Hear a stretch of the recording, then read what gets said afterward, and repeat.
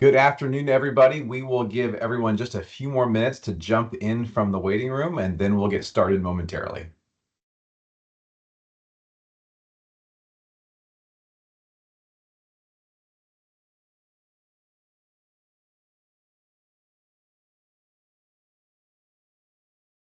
All right. Good afternoon, everybody. Welcome to our webinar entitled Value Driver Series, the Financial Drivers Evaluations. My name is Aaron Wall, Executive Vice President here at iTValuations.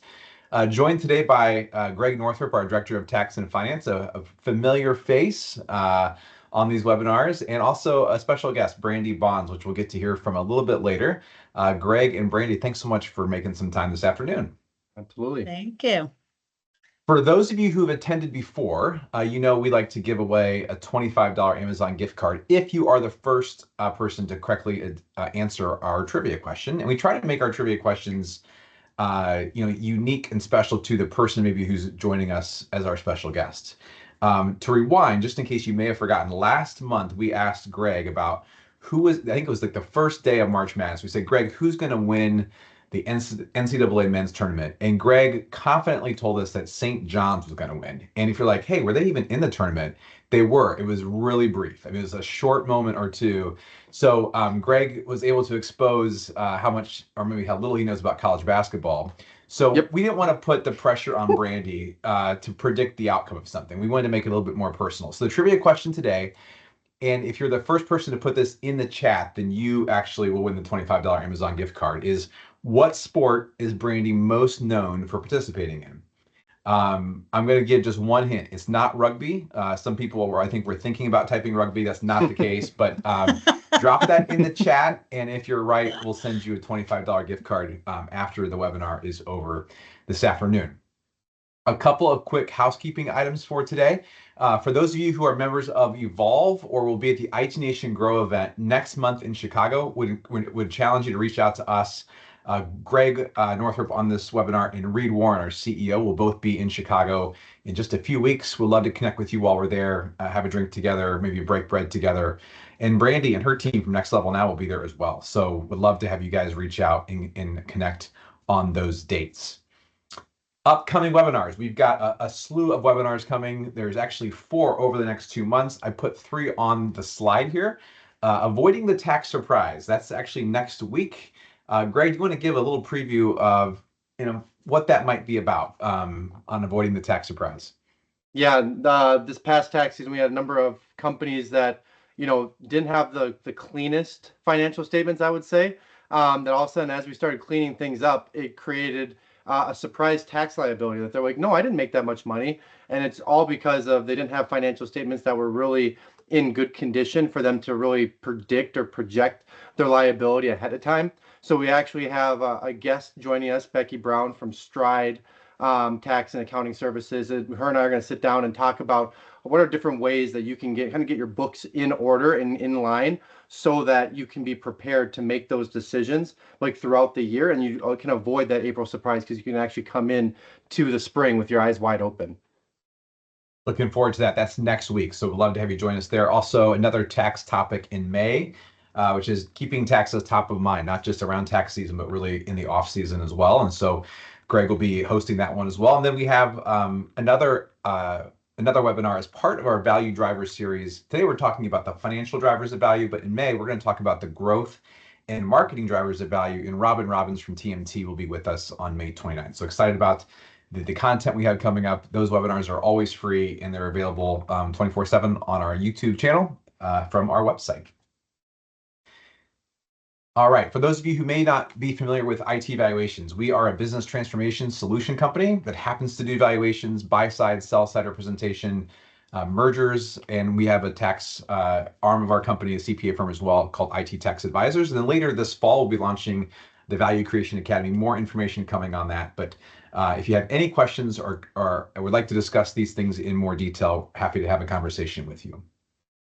Well, I think we've talked enough about the housekeeping items. Let's dive right into our topic today, which are the financial drivers of valuations. Maybe Greg, start with maybe an introduction of yourself, and then Brandy, you can introduce yourself, and then we can get things kicked off. Perfect. Yeah, Greg Northrup. Thanks, Aaron, for hosting this. Been a part of the webinar series here before, but by way of background, joined ITV a little over 19 months ago or so. Since my time being here, do all the valuations with IT Valuations, and then started IT Tax Advisors a little over 6 months ago. So do a variety of valuations, tax compliance, and advisory services for ITV and ITT. Great, Greg. Brandy, love to have you introduce yourself as well. Hi, everyone. I'm Brandy Bonds, and I'm very excited to be here with you guys today. So professionally, I've spent 15 years in the MSP IT world. I have been a CFO by trade, trying to dip out of that a little bit and bring you a whole bunch of CFOs and accounting teams to the MSP IT industry. It's an industry that is truly dynamic. It's constantly evolving, keeping you on your toes, full of opportunity if you want to keep learning and adapting. And that's what keeps me passionate about this work. And today I'm looking forward to share some insights that can help this ever-changing space with clarity and maybe even a little bit of creativity. That's great. And talk a little bit about Next Level Now for maybe those in the audience who aren't familiar with the work you all do. Yeah, Next Level, we help MSPs grow through CFO-led finance teams. What sets us apart is we focus on strategic financial leadership in a way that's practical, technology aligned, so we know all the tools that MSP IT clients use, and results driven. So we have about 40 active client members, and each of them are paired with CFO and a finance team, all operating under a fixed monthly fee structure so that we operate just like MSPs do. So we put our money where our mouth is and run the same way. We've been in business since 2002, which sounds so long ago, but that just keeps dating me. We have 30-person team, and we get truly embedded with our MSP IT clients. Fantastic. Thank you, Brandy. That's helpful. I think we're looking forward to what we can learn from you and with you today. So Greg, let's talk about the Value Driver series. One of the reasons that we started this series was because obviously as a company that works with business transformation, we're often trying to, in essence, help companies grow the value of their company. And of course, we were able to track that value through Valuations as a Service, which looks at 24 company-specific risk factors. And not all risk factors are the same. Not all of them have the same play in a potential transaction, but there are key financial drivers of value, and we wanted to really dive into those 5 today. So Greg, maybe talk about those drivers, and let's get started on the topic here. Yeah, absolutely. So, Aaron, as you mentioned, we have 24 different drivers that we look at as part of our valuation process. 16 of them are directly influencing the valuation number itself. The other 8 are more indirect marketability factors that kind of set you apart from another MSP when you're going to market and trying to be, looking as attractive to a potential buyer. And so when we're looking specifically at those 16 factors that really determine your value and that number, within there are 5 components that are really financially driven based on your financial hygiene, how good of financial statements you have, your attention to your financials and your diligence in those processes. And those 5 are your AP aging score, your cash conversion cycle, your EBITDA volatility from year to year, your financial rigor score, which kind of assesses your ability to kind of maintain, as close to GAAP compliant financials as possible. And then the Rule of 40 score, and we'll get into a little bit later what that is. So really all 5 of those are the focus of today's presentation that we really want to dive into, because these are things that I think people are aware they have an impact, but maybe aren't aware of the gravity of the impact that they have, or even where to start in fixing them. And so that's where we're going to kind of talk through what are they, and then what are some solutions that you can kind of action steps you can do by yourself, as well as do with a team of professionals around you to try and kind of grow your valuation in the right direction. That's great. Brandy, let's dive into the first one, AP aging. Talk a little bit about that. What are things that owners should be thinking about on this factor specifically, and how would they know if this risk factor is relevant for them? Yeah, so AP aging tells the buyer and reveals your operational habits. It lets the buyers know, are you managing your vendor agreements appropriately? do you pay them well, or is there volatility with some of your vendors that you work with? And it really can affect the valuation and deal structure if not followed. So it's important on the AP aging to make sure over a consistent period, and that's what I really want to stress here. Consistency is key. So if you're not managing your AP aging now, you need to start doing it and track it over a 3 to 6 or longer period to change maybe some negative habits that have been put in place. And you want to make sure that you're paying your bills within 60 days or less, or whatever the terms are. You don't want to be paying so late that it raises a flag, but you also want to manage it to not pay too early to eat up your cash. Yeah. Greg, what would you add from a transaction perspective? So we know kind of what happens at the level of the valuation, but if there is a challenge here with AP aging, how does that typically manifest itself during the course of a transaction? Yeah, I mean, really, during due diligence on any transaction, a buyer is going to look at, okay, where are you at with your outstanding invoices to vendors? And if you have shown a propensity to maybe miss deadlines with your vendors or potentially have to renegotiate terms constantly because you're maybe missing payments or you need more time, it potentially could point to an even greater problem, which is more of a cash flow issue within the business. And it may also point to how well are you actually set up from a revenue or from a cash collection standpoint? Like, do you have enough cash in the door to pay the expenses when they're coming due? Because hopefully you should be aligning your billing processes to make sure you have the cash in the house to pay the bills when they come due. But some people just send out an invoice after the fact, and then the invoice for the services or the tools that they're rendering actually comes due before then. So now all of a sudden they get caught in the spiral of they don't actually have the cash to pay it.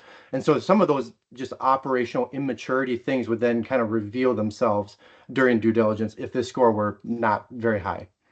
Yeah. Sure. Brandy, anything else to add before we jump to cash conversion cycle? No, nope. We can go right on over. Okay, this All is right, my so favorite. yeah, same question, Brandy. How do maybe some clients of yours know that they have a challenge, and what advice would you give? Yeah, the biggest key, right, on the cash conversion, this is your income. So we just talked about the outflows, right? So if your payables are aging and your cash conversion cycle is growing, you're leaking cash on both sides. And that's a big red flag for buyers.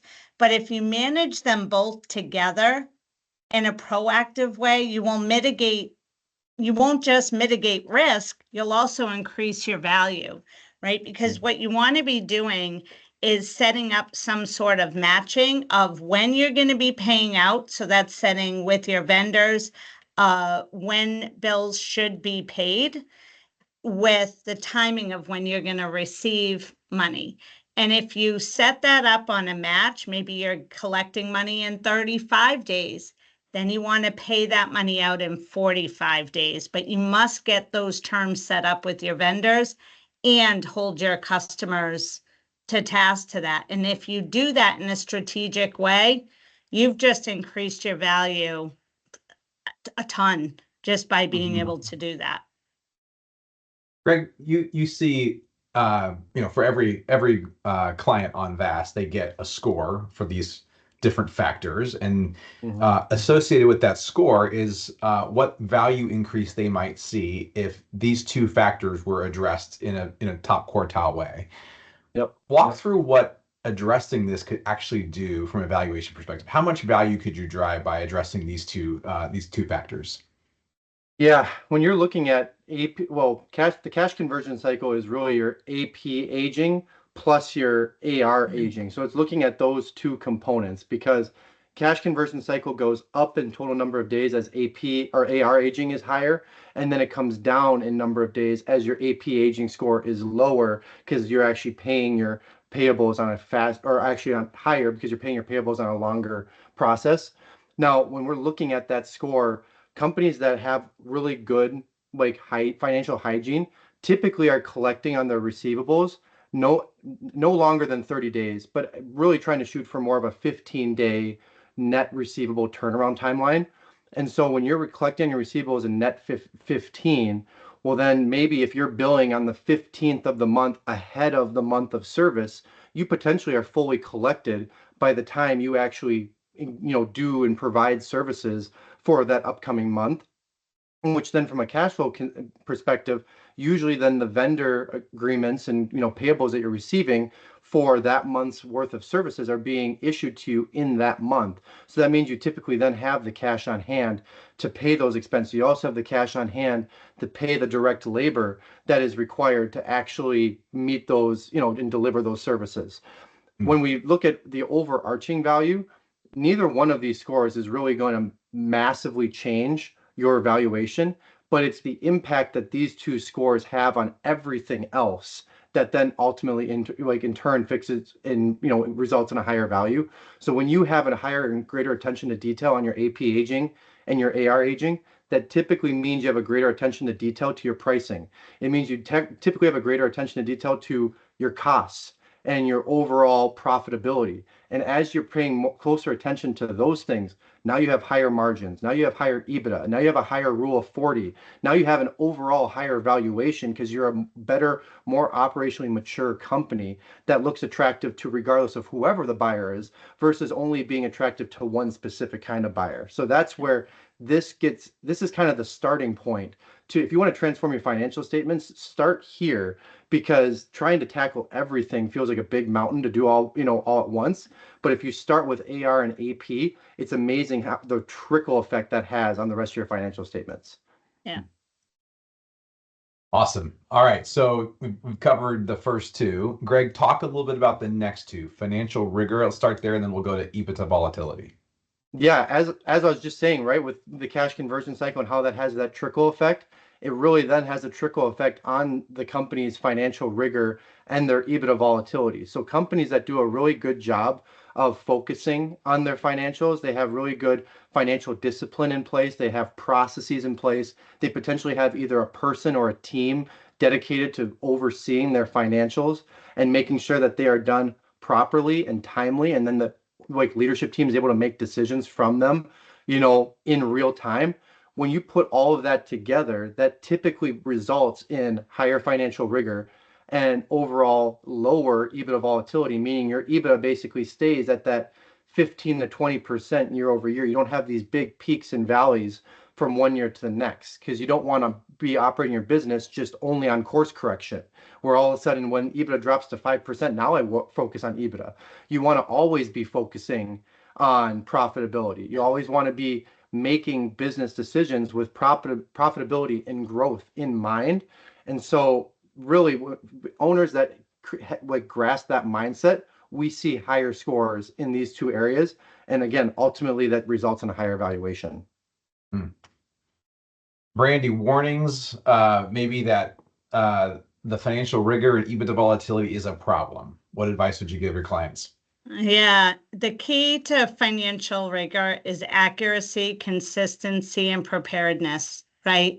So some of the warning signs, if you don't have a consistent month-end close, that's going to be a big one. So that's very easy to spot. You open up your financials, is all the data there? And one thing a lot that we've seen is buyers will ask, do you lock your periods, right? That tells them right away if you're pay attention to it. And it's something really simple to do. And we see that is not happening a lot. The other thing is a cash basis books with no adjustments. So the key is to have GAAP financials or accrual-based financials over cash basis. And when that doesn't happen, that devalues you pretty quickly, because that it's the financial maturity, then you are lowered in the pool. The last is poor expense classification is a big one. I opened up a company the other day, they're looking to sell, and they're an MSP with no cost of goods sold. If you don't have cost of goods sold, you're running on cash and your books haven't been closed or your bank account hasn't been reconciled, that gives you some low financial maturity, and you will see a devaluation because any buyer is not going to pay for the promise of what they're going to see in your books. They're going to want to capitalize on cleaning up those books and telling the right story. The other big Brandy, thing is, oh, I was go going to say real ahead. fast. I want to jump in with that question on that. So, in a situation like that where there's not a cost of goods sold, about Yeah. how long is it going to take to fix that from your perspective? How long will you work with that client to get that in a situation where they can be ready to go to market? So it's consistency, right? So we have to get it over time. In this particular situation, if it's easy for us to just draw a line in the sand, close out the prior year where it's now April, what we're going to do with this client is close it out, start a new file with trial balance brought in, bring out the cost of goods, and start it right from the beginning of the year. So we can bring that forward. It'll take us about a quarter to get it the way we need, but really to put that chart of accounts in an MSPIT format. We typically use a sleek or service leadership type format so we can quickly see profitability by business segment or product line, and we'll do that right out of the get-go. It's not always, so one of the things, if you can see if it hasn't been done, there's not always a lot of value in going backwards, but there is a tremendous amount of value about drawing a line in the sand and going forward, because now you can establish that you recognized you had a problem, you're correcting it, and you're putting a plan in place to make sure it's consistent moving forward. Yeah, that's good. The last thing, just briefly, is the segmentation of the financials. We hadn't talked about that a lot, but it matters. If you keep everything in sales, if you're in QuickBooks and you don't use classes or a better GL definition, that also devalues you, because recurring revenue has a higher multiple. Profitability is typically higher. If you don't have it segmented out, the buyer will just look at that and automatically discount it because they won't know what it is. Yeah, and I'll just double down on what Brandy's saying, just from the standpoint of when you give that financial package or your financial statements to a potential buyer, it's like going on a first date. Like, that's the first impression you're leaving with that buyer. And you don't want to leave the first impression that you're a messy, a slob, you're in a season of needing to be fixed, like that person might not want to, kind of hook up their wagon to that. But you want to actually come like you're put together, you have everything aligned. They can actually see like the facts of your business, because truly financial statements are more fact than what you say about your business. And so every buyer is going to say, yep, that's great, you're saying all these things about your business, but show me the facts. And the facts are your financial statements. So if your financial statements don't actually tell the facts about your story and your business that you want it to, then you're falling short, because financial statements is truly financial communication. So make sure that communication is clear and concise. Yeah. That's great. Brandy, talk a little bit about EBITDA volatility. Yeah, this is your trending, right? So this is where GAAP really comes into play, guys, right? So because GAAP accounting or accrual accounting will take out of the picture sways of payments or inflows of cash, and it normalizes your operation. So it lets you know what revenue are you bringing in and what does the cost to generate that revenue and what are your fixed costs. So understanding and having a month-to-month EBITDA trend that you can understand what is causing deviations to that is super important. Some people do have some volatility in their EBITDA if they have a seasonal, and that's okay to have. Then you'd look at a longer trend period or look quarter over quarter, as long as you can understand what that seasonality looks like. If you service schools, for instance, you will see dips in that volatility, but it should be consistent and in a pattern that you can follow. And really make sure that you're tagging expenses to understand if it's a one-time expense or a recurring, because what you can do to identify any gaps and big sways of EBITDA is you can take out those one-time expenses to say, yes, we decided to move to a new office building and we had these expenses that were incurred. It's one time, it's not happening every month, because what a buyer is looking at here is they want to know, how much money am I going to be able to make on this customer? Is it consistent? Can I rely on the revenue, and can I curb some of these expenses? And if management can't explain any historical swings, it hurts your value. Very true. For those of you who may have jumped in the chat and wonder why there's some random sports just like being shot through the chat, including things like synchronized swimming, baseball, and karaoke, you may have come in late. The trivia question for today is, what sport is Brandy most often playing? The winner gets $25 Amazon gift card. And what I will tell you is we don't have a winner yet. So if you have other guesses, drop that in the chat. And do that while Greg talks about the rule of 40. Yeah, absolutely. So the rule of 40, for those that aren't familiar, that's where you're really adding your year-over-year revenue growth to your EBITDA as a percentage of revenue and trying to come up to a score of 40 or 40% between those two percentages. And so when we're looking at the best-in-class MSPs, they're really able to hit, if you're a sub $5 million MSP, you're probably in the 20 to 25% growth, 15 to 20% EBITDA category. And once you kind of get north of 5 million, you kind of inversely switch a little bit. It's more 15 to 20% growth with then 20 to 25% EBITDA. But either way, it's kind of how can you get those two components adding up to as close to 40, if not even over 40 as you can. How the rule goes is only the top 5% of companies can actually hit that rule of 40 on a year-over-year basis.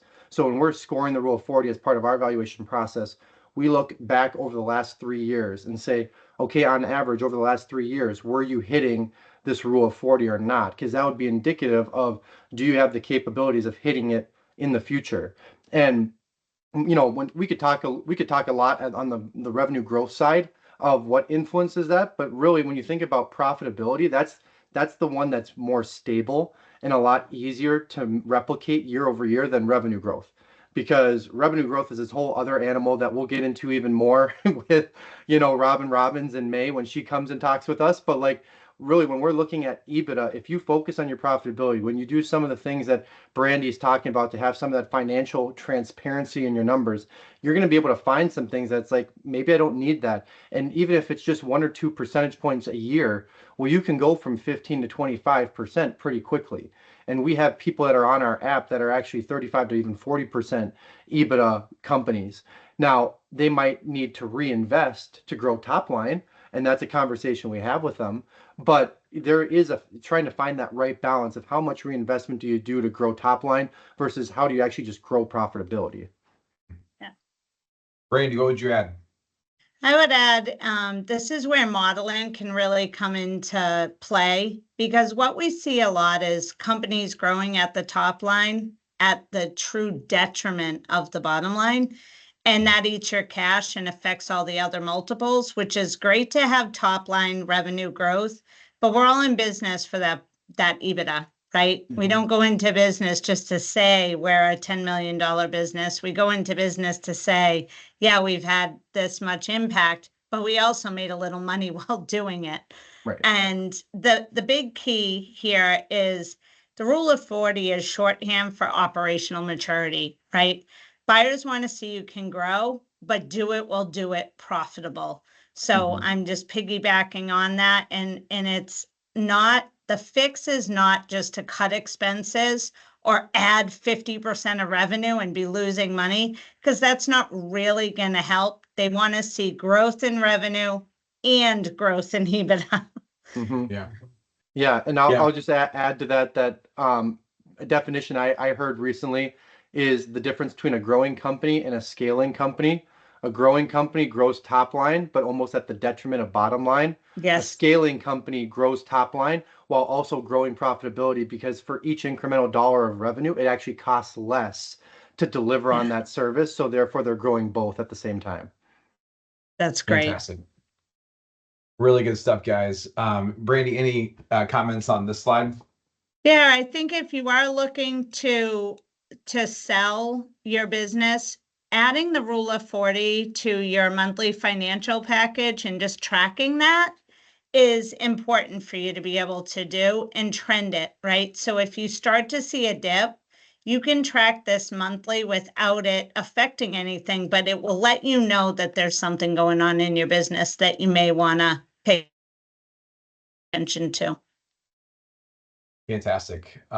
Really good stuff, Brandy and Greg. Thanks so much for making some time. If you'd like a demonstration of our valuations as a service solution, happy to provide one of those. Greg is now out of tax season, so he's got tons of time to do demonstrations. So scan the QR code. You can also go to our website, iTValuations.com/VAS. We'd love to show you what the tool can do and how companies are really using it to transform. We had a webinar a couple months ago, and I think the takeaway from me was it was an EOS shop who said, this is now, our quarterly rocks are based upon how we grow value. And this is a leadership team discussion every quarter. And we're going to measure what matters, and this matters, right? The value of the company matters. And so to the shareholders, to the customers, to the employees. And so we'd love to walk you through that.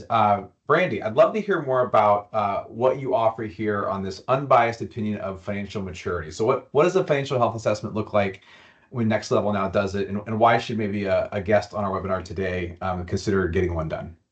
Yeah, that we call it, that's when we look under the sheets. That's what we say. So we like to get into your ConnectWise or your Autotask or your Halo. We like to get into your QuickBooks or other accounting system that you may use. And we just take a look around, and the things that we just talked about today that's what we test. And a few other things. What can we see? And where are you in your journey? And we create a roadmap that says, hey, these are the things that you should be doing. Here's how you can get there. We can help you, or you can have fun doing it yourself, or go find another firm. That's fine too. But it gives you some bullets. We don't map out a full, 3-year plan for you, but we'll give you a short, 90-day, here's where you should tackle first. Here's where you'll get the biggest bang for your buck, to setting yourself up to have a little bit more financial maturity than where you are today. And we're honest. That's the one thing I do want to say. In the call we had just yesterday, I actually asked the owner, how honest can I be with you? How direct? And the reason I asked that is the financial maturity was really low. And I didn't want to sound harsh or come at him with anything that would be a surprise. And he said, I came to you because I want your honest, direct feedback. Tell me if I suck. He said, you don't suck, you don't suck. But I mean, we're going to be that direct and say, okay, you got a long way to go on our hierarchy. You got some work to do. So. All right, Brandy, it's time for you to be honest. What sport are you most often playing? Golf. Golf. So I think I'm Brad's a golfer. the winner. So yes. Brandy, talk to us about how you felt about Rory on Sunday. Some people think golf is boring. The end of that match was unreal. Going into the final day, it was like, who's up first? Who's second? Who's third? It was all over the place.